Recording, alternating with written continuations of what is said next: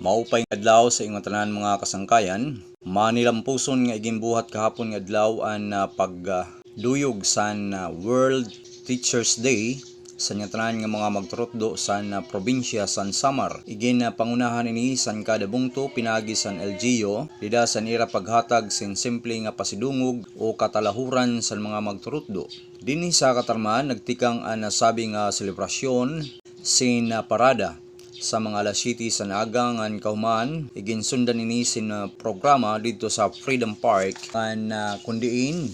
ang mga speakers o mga representante sa local government unit san Katarman naghatag sin mga mahinungdanon nga mga mensahe paghatag san katalahuran san aton mga magturutdo ngan kauman sini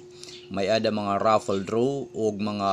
sports competition ngan health and wellness program o ganin ba pa nga mga paghatag sin mga pasundayag ngan kahuman sini naghatag naman sin dako nga pasalamat ang mga teachers o mga magturutdo sa nasabi nga okasyon.